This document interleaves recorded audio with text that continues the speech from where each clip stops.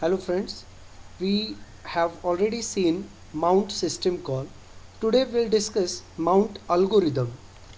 In order to construct mount algorithm, we must understand mount system call. Okay, mount system call is easy. We are passing parameters, what file system we want to mount. That is the first parameter. Second parameter is where we want to mount that. That is nothing but mount point in our system. And third option, which is optional one, if I want to make the file system read only, then I can pass here 0. And these parameters will be input for mount algorithm.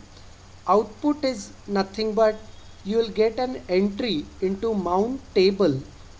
Let's see more details about mount table entry and how we can construct the algorithm.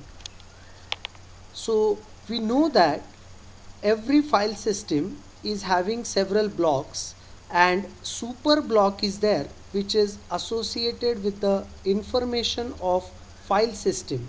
Now you can imagine that if we have a original file system here, this will have its own super block. And if we want to mount another file system into this system, this file system will also have its own super block. Now there will be only one route after attaching or after mounting this new file system.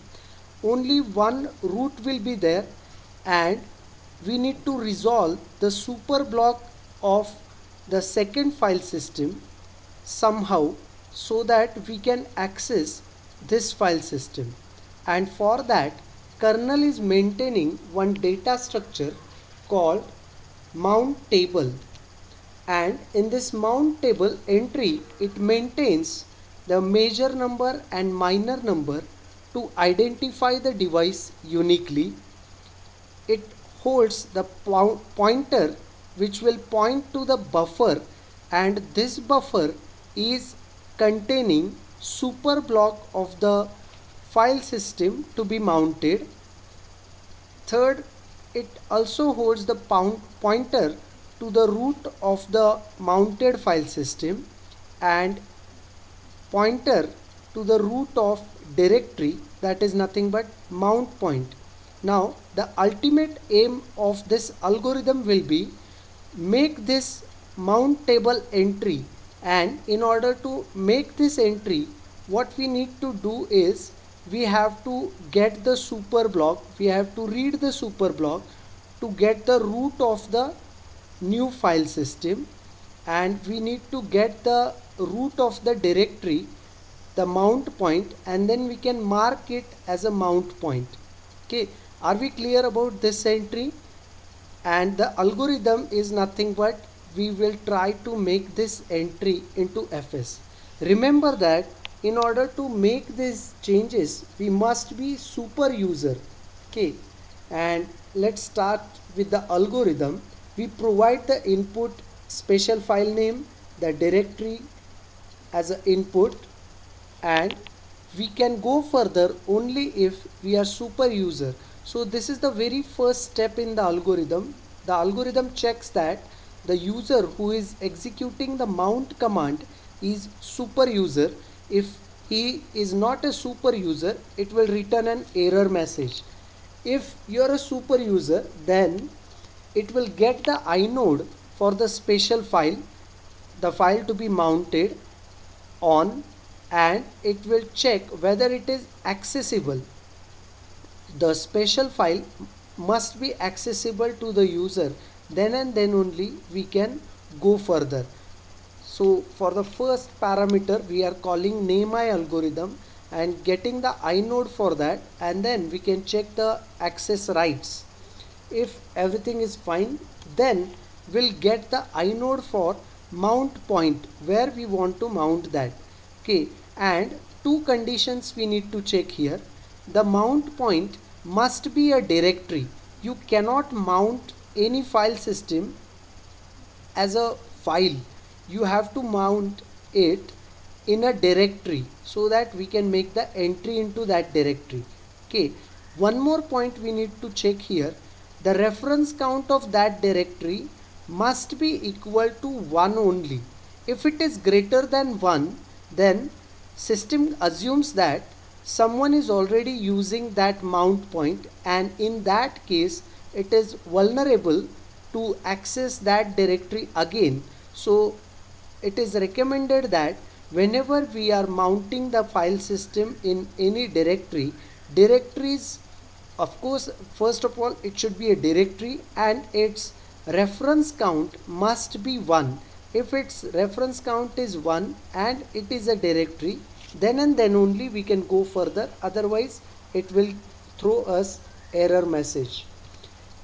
Okay, once it is found that it is the directory and you have the reference count 1, then we have to reserve the empty slot from mount table.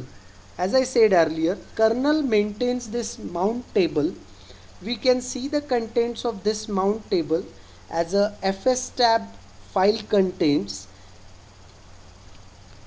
Then we need to invoke the device driver open. Now remember that this device driver open system call we are calling is dependent on your hardware, and that's why we are calling the device driver open. There is a difference between open system call of your kernel and open system call of your particular device.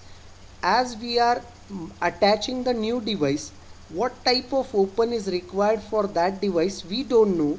That is known to the device driver of that particular hardware, and that's why we are invoking the device driver open. Why we are opening that? Because we want to read that super block of that new file system, and we will read that super block into a buffer. We need to reserve one buffer, system will reserve it, and the super block of the file system will be made available into that buffer. Now once that buffer is ready, then we can initialize the super block fields, because this super block field will give us idea about the file systems, how many blocks are there, how many free blocks are there, how many inodes are there, where the inodes are there, and the associated files we can access then only. Okay, next to that we'll get the root of the mounted device. Okay, the parameter we have already passed, that mount point we are passing, and we need to access the root of the mounted file system. Okay, this needs to be resolved, and this will be converted so that we can access the root of newly mounted file system, and the entry will be made into mount table. As I said, the various entries we need to make into mount table in order to access the new file system. Okay, and finally we are marking the inode of directory as a mount point. Why we need to mark it as a mount point? Because from this point onwards the same mount point cannot be used by other mount system calls for the same time. Okay, and that's why we are marking it as a mount point. And then we are releasing the special file inode that we have locked during the iget algorithm. We are executing iput now, and we are unlocking the inode of the mount point, that is nothing but the directory. This is how the mount algorithm works. I hope you enjoyed this video. Thank you for watching.